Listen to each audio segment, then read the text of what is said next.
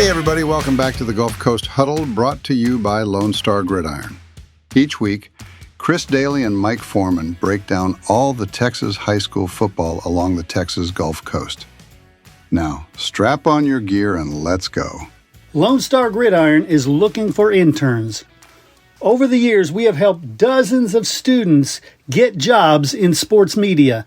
If you want to shortcut your path to a career in sports media, click on the internship link on LoneStarGridiron.com.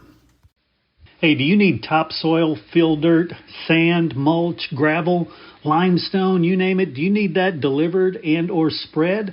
Texas Tree Cycle in Victoria has you covered for residential and commercial projects, big or small. These guys do it all. They do some amazing work. You can call them at 361-237-8006 for a free estimate. That's Texas Tree Cycle, bringing quality materials to your yard.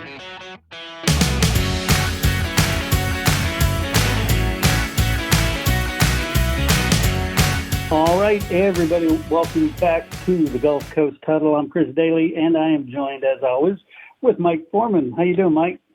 All right, Chris. Just kind of going through that withdrawal stage, Yeah. when football comes to an end. Yeah, I tell you, it was a good end, as it usually is. You've got. Well, I was there for all 12 games, so it was a lot of football in a compressed period. But it's really good games, most of them. Yeah, it sounded like it. There's some really close games there, which I think Duncanville and North Shore must have been a really exciting game. Yeah, well, if you like defense, it was amazing, and I love defensive games. So at 10-7, that's, I think, one of the lowest scoring state championships ever. I know at the 6A level it was the lowest scoring. Wow. Yeah. So, yeah, but it was, some competitive games and some games that kind of got away from people. Right. Yeah, definitely. I mean, that started off with the six-man, which were, a couple of mercy rules. Yeah, that always amazes me, but 100, I don't remember what it was. There was over 100 points, I think. Yeah. Yeah, for one of those. Yeah, the Dayton Richland Springs one, that was 99-54. Wow. Which is crazy. And now if you look on the official listing, it doesn't say mercy rule, because normally it says mercy rule second quarter or third quarter, whenever they got a 45-point lead. This one, they got the 45-point lead with something like 50 seconds remaining. Wow. So the game was pretty well over, but they didn't write mercy rule on it. But it quit right then. Yeah, wow. Quit with 45 seconds left. Yeah, pretty crazy. That is pretty crazy. That's almost like, if you think about it, that'd be almost like having a running clock in the state. Which, I mean, I've never seen, of course. But, yeah. And then if you jump up to 2A Division I, Joaquin, the team that knocked off Refugio, if you remember when we were talking, I'm like 11-4. That's the worst record of any team playing in state. I don't know if they can hang. And sure enough, Hamilton gave them everything they wanted. Yeah, I know. In fact, the consensus seemed to me when I got there and talked to people, they said Refugio should be kicking itself right now. Yeah. So they felt like Refugio would have been able to beat Hamilton. Right. So, but you have to get there first. That's true. There are no gimmies. You don't just sign your name at the beginning of the season and guarantee to show up. Yeah, they obviously, I guess, I thought it was interesting that I believe didn't Joaquin score in his first possession? I think so. Let me check. Yeah.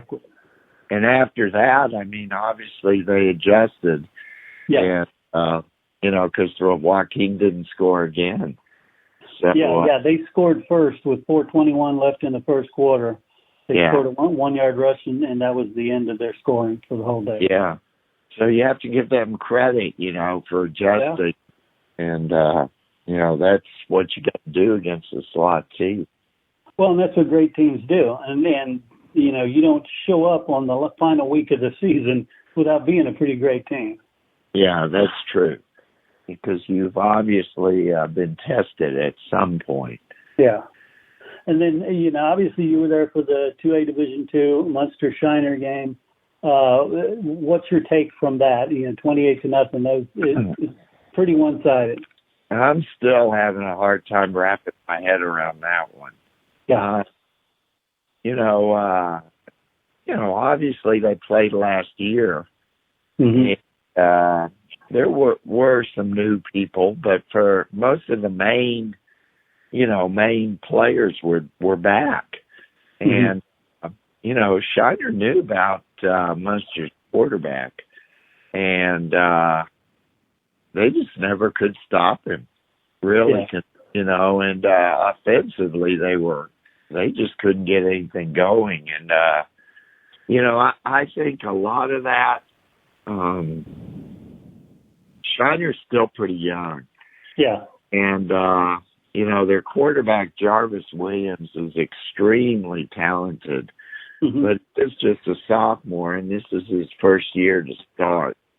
And I think as he gets older, mm-hmm. he'll learn, how to throw the ball away instead of taking sacks and things like that. Because Shiner's offense, you cannot get behind the chains. So, and they got behind the chains quite a bit. So I think that hurt them there. And, we forget that their quarterback last year was Carson Schutte, mm-hmm. who was a senior. So that makes a big difference, that experience, I think. Yeah. Well, and Shiner really never got their running game going. It was, it was weird because the guy who had the most carries, Williams, he just didn't get the numbers he normally would be used to. And Frick had good average, but he only carried it 6 times. And the thing that I didn't get, and I don't know what was going on, but Quincy Jones, the running back, he didn't even carry the ball in the second half. And he's their big play guy. Yeah. And I don't know if he was hurt. Well, that was the conversation in the press box was, the 3 is out, he's out. And then later they brought him in, but he still wasn't carrying. Yeah, I know. So, because I'll tell you what, on those little sweeps they run, he hits that corner so fast mm-hmm. that, just the difference between that and, another second can be the difference in a big gain or nothing. And it was pretty obvious, that they weren't getting anywhere on that. Mm-hmm. So, and I mean, Shiner's not the kind of team that, is going to drop back and throw the ball 30 times. Right. So they can throw, and they have thrown during the year. But also, a lot of the times, their big receptions were from Jarvis Williams to Quincy Jones. Mm-hmm. So, that hurt them 2 ways, I think. Yeah. It wasn't the end to the season they wanted, but the fact that they just got back here again and they're still so young, after last year getting there, they seemed to have graduated quite a bit, so was worried that they would even have a deep run, and they end up getting all the way there again. But they lost 4 seniors from the last team, and all of them were pretty good. Yeah. But I think the biggest thing this year or next year, I should say, is they're back to AD1, and they're going to have to go through Tornado. They're going to have to go through Kennedy. They're going to have to go through Mason, and they're going to have to go through Rosebud Lot. At least 2 of those teams, and all 4 of those teams are going to be solid next year. I don't think Refugio will be as strong. But, I never count Refugio out. Right. So we'll see. It's going to be a new challenge for him. Yeah, definitely. And we'll kind of recap them when we get close to the start of the season again and see how things shake out, because we'll know realignment. We'll know all of those things. But either way, they can't be upset about this season. I know it hurts right now, but gosh, they made it to another state championship. Yeah, I think that's they've been 8 times now, won 4. Yeah. So I mean, those are pretty good numbers. Yeah. Yeah, so let's talk about that Yoakum game. First state championship in team history, which, couldn't have come to a better group and to a better coach. When I say a better group, if you go back and you play those early recordings we had from this season, I was the one doubting them, saying if they don't figure out how to play defense, they're not going anywhere. And they figured it out. Yeah, and really the difference was when they went to the offense they ran. Yeah. Because that allowed them to control the ball and kept their defense off the field. Now, you're right, their defense did get a lot better through the year. But that offense, when they went to the Wildcat, yep, with both Xavier Barnett and Jace Morales. Yeah. And behind that offensive line, you can't say enough about that line. They were opening up some big holes. And those guys, have the speed to get, once they get through it, you're in trouble. So, I was very impressed with them in that game. And, it's like, I think Bo even said this, it was like when they beat Columbia, that just boosted their confidence. Yeah. And it was just like, it's like, hey, we did this, and now we know, we do this. So, yeah, I've seen that for years. When a team finally believes in themselves, then there's nobody who can stop them.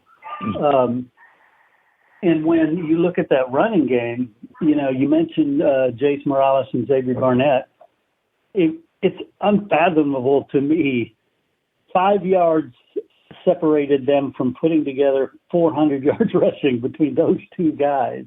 It's I know. So crazy. Wow.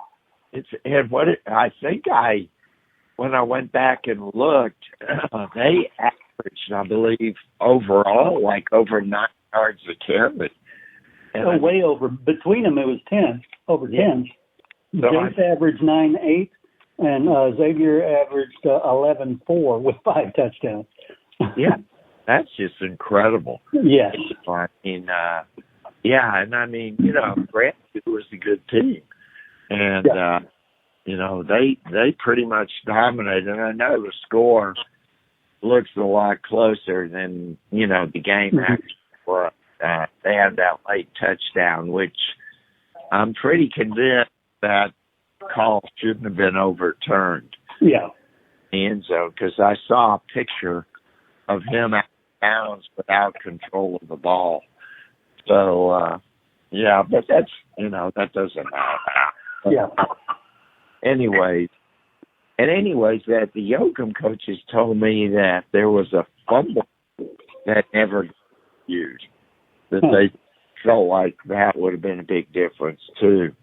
But who's going to complain when you win a state? Yeah. So they felt like they had a good shot in 2016. And they lost to Mineola. And, of course, the last time before that was like 1952. So, gosh, it had been years. Yeah. I saw some headline that said something like 50 years. I'm like, wow.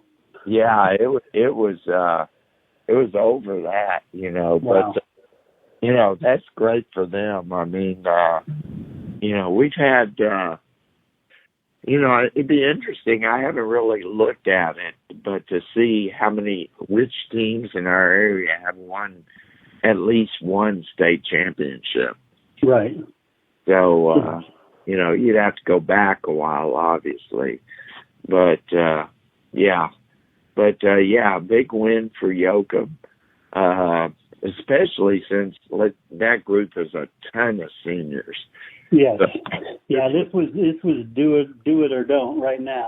Yeah. No waiting. About that. And, I want to give a shout out to Brian Jones, the offensive coordinator, and Silas Rock, the O-line coach, because those guys did a heck of a job. I mean, just getting that offense going. And once they committed to it, that's when they really got going. Mm-hmm. Yeah, definitely. And then I guess you were there for the Wall Newton one also, right? Yeah, that was a really strange game. Very. I mean, Newton, gosh, I mean, they are so explosive. And, but they killed themselves. I mean, what was it? The punt, the block punt, they had so many penalties. It just seemed like, they were just putting themselves in bad positions. And Wall, you can't do that against Wall because Wall is a good team, that's going to take advantage of that. Well, and it seemed like Wall obviously jumped out on them, right? Right. They had all their points in the first half. They went scoreless in the second half. So Newton got something corrected defensively, but, they had already given up so much. It was too little too late for them, even though it looked like, great game, 25-24. Yeah, and really at the end there, you kind of felt like, wow, when they got the onside kick, you kind of felt like, hey, they might do it here. Mm-hmm. But, it just goes to show you that, it isn't always the most talented team that wins. Right. It's obvious that Newton had more athletic ability than Wall, but Wall played a better overall game and executed better. So, and I know, it's funny, during that game, I texted David Lucio at Ty Davis, and he said, boy, I'm depressed, because I really felt like the Tidehaven could have beaten either one of those teams. And, they would have had to play a good game. But I really felt like they could have. And I know Sir Lucio's sitting there thinking the same thing. So, but, like we talked about with Refugio, you have to get there. Yeah, that's true. So that is true, yeah. And then, was that Wall's first state championship? I believe it was, wasn't it? I would have to check. I know they've been good in the past, but I don't remember if they've gone all the way. I think it was. I think you're right. I think it was the first. Because I remember in the press conference after the game that they were talking. I thought I remember them talking that. But, while we're on that, it just goes to show how hard it is to win a state championship. Oh, yeah. Yeah. I mean, I don't think a lot of people understand. I mean, first of all, obviously you have to have a good team. But you have to stay pretty much injury-free. You can't have people failing because of grades. Mm-hmm. You have to get the right matchups. You have to not get the right breaks at the right time. Yeah. It's like everything has to go right to win a state championship. Yeah. And I even then, you go back to last year with Ganado. I mean, they have to go to what? Was it 2 overtimes? Mm-hmm. That thing? Yeah. Yeah, and coaches have said this many times in conversations with them. After all of that, you're still relying on kids, 15, 16, 17 years old to go out there and win the thing. So it's you can have the perfect plan, you can have the perfect training, perfect facilities, perfect equipment, perfect schedule, but it's still a kid, a 15-year-old who may not make the right decision for one play. Yeah. Oh, 100%. In fact, look at Shiner. What did they last year? They give up the onside kick. Mm-hmm. They fumble on their first possession. Yeah. But, I mean, you cannot control those variables. They happen, and that's the same thing like we talked about with Newton. You know, and I remember a few years back with Waco La Vega, they beat Quail in the semis, and in that game, I don't think they had one turnover, very few penalties. The next week at State, they have a bunch of penalties, a bunch of turnovers, and they lose. Yeah. So, I mean, it just goes to show you just have to play a good game on that night or that day. So and that's why when you see a coach like Todd Dodge, with 6 state championships, 3 peats at 2 different schools, you're like, wow, everything went well. Not for one season, but for 6 different seasons, everything went perfect. Yeah, and that also, I think, tells you that Todd Dodge knew how to deal with those situations. Yes. Yeah. That's a credit to him. And of course, I believe, is he going to SMU? Is he? No, that's Riley. That's right. Riley going his son. Yeah. Yeah. So I'll tell you what, that DFW coaching carousel is going to be interesting. Oh, it's going to be crazy interesting. Yeah. Because Gage left North Crowley. Right. And so, and there's another one, too. you're going to have really good jobs open in the Metroplex there. Yeah. So, No doubt. Yeah. Well, let's fly through some of the other games that were. Friday, Stephenville knocked off Kilgore. That one, a lot of people expected that to be a much better game. It was another one, lowest scoring game in football. Right. 10-0. I mean, that was pretty crazy. Yeah, that is pretty crazy. I mean, I didn't expect Kilgore not to score. Yeah. But, yeah, Phil's been really good on defense. Yeah. Their defense was awesome. And in the next game, Carthage knocks off West Orange Stark. It wasn't a mystery that Carthage was likely to win another state championship, but the score didn't reflect. I thought Carthage dominated West Orange Stark. Yeah, and that, what is that now, 11 for Surratt? Yep. And of course, there's a lot of speculation about him because, his son graduates, and it'd be interesting. I mean, what more could he accomplish at Carthage, So I think a lot of people are going to keep an eye on him.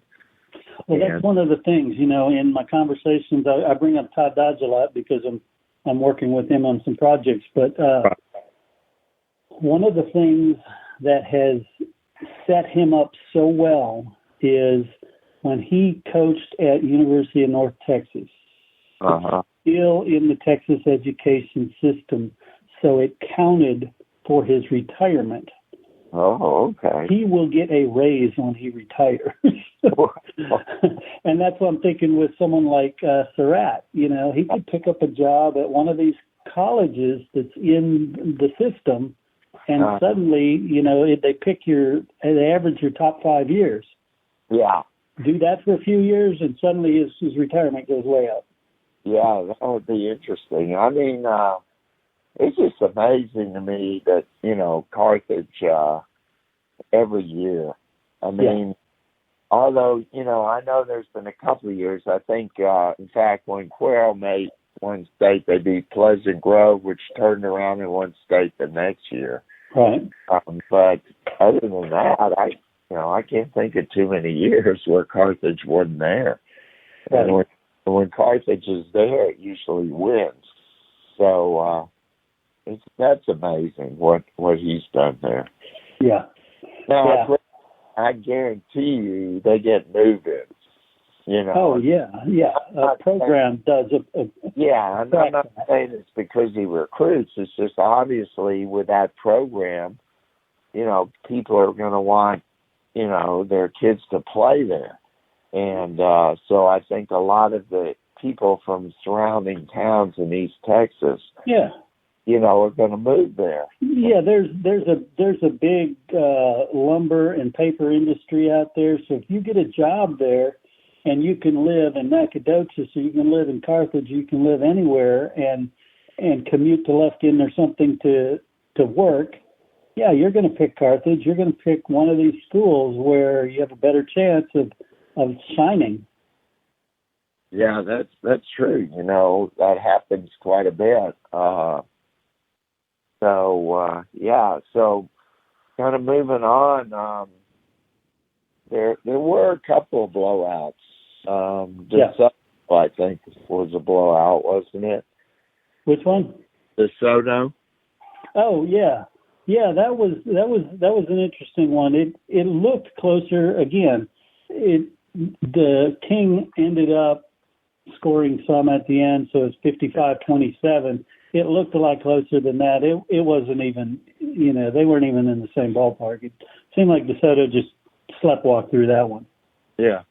Well, tell me about, since you were there, I'm real curious about the Duncanville North Shore game.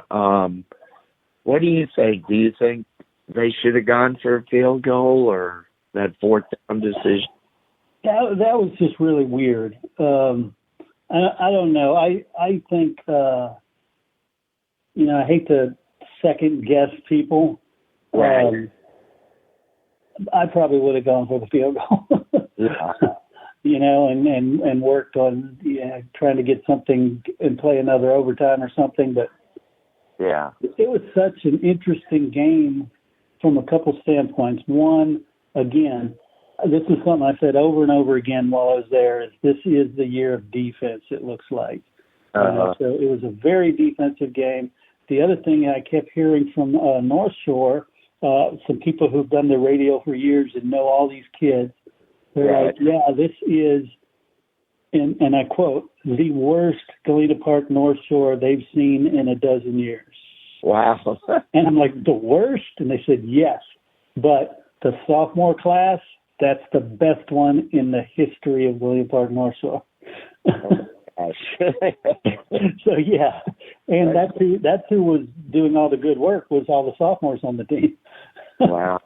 That's amazing. I mean, and, you know, obviously, too, from what I read, their head coach took a lot of criticism this year. Yeah. And, you know, so obviously, that was a little redemption for him. But, North Shore is just like, you know, Duncanville, North Shore, DeSoto, even South Oak Cliff now. I mean, it's like year after year. Yeah. They are just loaded. And so it's, you know, a really good thing for them. But, yeah, the other game that I wanted to mention was Frisco Lone Star attending their first ever state championship game, going up against Smithson Valley. Coach Larry Hill trying to repeat. And Smithson Valley, their defense was amazing and got the win 28-6. Yeah, I saw that. Boy, that was impressive. And the thing that I pointed out with the coach after the press conference, you know, I'm like, man, what a balanced defense, because there were like 5 sacks, there were like 8 hurries, there were just a whole bunch of these defensive statistics, but not one person in their whole defense had 2 of those. Wow. So, it was so spread out, and they were everybody had one of something, you know? Yeah. That, you know, that tells me that it's the program. Yeah. You know, I mean, obviously those players are talented, but, I mean, the program is what matters. And, you know, Coach Hill knows how to run a winning program. And, you know, I don't remember, do you remember who beat them early in the year? Oh, No, it wasn't a district game. It was a non-district game. No, it was right at the beginning of the season. Brennan, Northside, San Antonio Brennan. Brennan. But that's the thing, they play a good non-district schedule. Their district is really good, as we've said before, The 4 teams left in the region were all from that district. And so, that's wonderful. I know, I remember when, Mark Reed coached for a year with Smithson Valley. Mm-hmm. He didn't rehire, and he retired again. But I know he told me it's quite a program there. Well, I tell you, when I first started doing this 25 years ago, I one of the first coaches I met was Larry Hill, and I interviewed him then. And they had just an amazing record. Again, they'd been to a ton of state championships, but they'd never won one until last year. But I asked him what the secret was to have a winning program every year. And he said, at the time, he said, for 17 years, my assistant coaches have all been the same. He said, that's the key. I'm surrounded by people who know the system. Yeah, that's important. And you look, you look at some of those teams that have made it a lot, and a lot of the assistants stay the same. Yep. And that is, I agree. I think that's very important. Because it's like Nick Saban always talks about the process. Mm-hmm. And the process is important. And if you have people that can trust and have worked with you before and know what to do, I mean, it just makes things a lot easier. Definitely. And so I'm sure Coach Hill, like when he prepares his workout plans, pretty much everybody knows what's expected, and so that makes things a lot easier. Yeah, and from the junior high level up, they're all playing the same plays. They're learning the same system. Right. Yeah. So, well, that's cool. Of course, it's funny. We sit here it is. It's almost a new year. And, we have a month until realignment day. Yeah. So, and, then again, after that, you're going to have off season and 7-on-7. So it doesn't stop for long. Yes. In fact, I think most of your schools, when they go back to school, I guess the Monday after New Year's, they'll start off season. Yep. And they'll get ready for next year. It's funny, I was kind of looking around, and right now, I know it's early, and I haven't really seen anybody, but, other than 2A Division I, where you have Ganado, Shiner, I wouldn't say anybody that I could say I would think could make it to state. Mm-hmm. Now, Bay City, I want to say this, they are going to be awful good. Yeah. But whether or not they can get through that hurdle of, if they make it to the semis, get through that Kilgore hurdle, I don't know. But that's encouraging. Of course, who knows? A lot of things can happen. People can move in, and, you just don't know. Yes, sir. Yes, sir. Well, I tell you, it's about time, I guess, to put a wrap on this season, and we're going to tease the fact that I think we're going to try to transition this to a year-round all-sports kind of show. But when we get that detail, we'll definitely put out another show and explain that, and it should be well before realignment day. Yeah, and I'll tell you, I've seen now exactly 2 basketball games. I went to one on Tuesday, actually. Judson played Victoria West. Nice. And I went to see Noe Cantu, who's the coach at Judson. He's from Yorktown, and he coached at West, is where he began his career. Mm-hmm. And he went from there to San Antonio Cole, where he won a state championship. And now he's at Judson, and Judson, I believe, is ranked number 8 in the state. Nice. So that's kind of cool. But yeah, I know basketball in this area is not the best. Yeah. But when we get into the spring sports, you know, we've got great softball, great baseball, some good stuff around here. Right. Some good track and field teams. Yeah. In fact, you know, if Yoakum can get all their football players to run track, yeah, they're gonna. Yeah, I think they have a chance to win a state title there. But you know, that's a long way off. So we'll right on. But it's been a good season. You know, I always think it's a good season when it ends at AT&T. Right on. And anytime we can have one, much less 2 or 3 or 4, whatever we can get, we're happy. Yeah, and you know, that's something that we'll have to wait and see, because I believe didn't the contract run out this year with AT&T? Yeah. So again, you're right. We'll have to wait and see what happens there. Although I have a feeling they'll be back, because I think so. I just don't know where else they can go. I mean, right. You know, Houston's out. They're not going back there. And unless the Alamo Dome makes some improvements, I don't see that. Right. And unfortunately for Waco, that's not doesn't have a dome. Yeah. So they don't want the weather getting in the way. So right. You just don't have a lot of options. Yeah, there's not many that'll accommodate you for 4 days in a row, too. Yeah. So, you know, I'm sure they'll try to work something out with Jerry Jones again and see it. That'll be it. But, Chris, it's been a good season. I've enjoyed it. And like you said, hopefully we'll get something going here soon. Sounds good. Thanks a lot, Mike.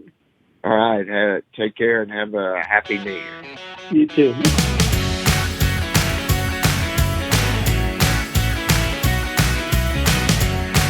Coaches, boosters, parents, every sport deserves a spotlight.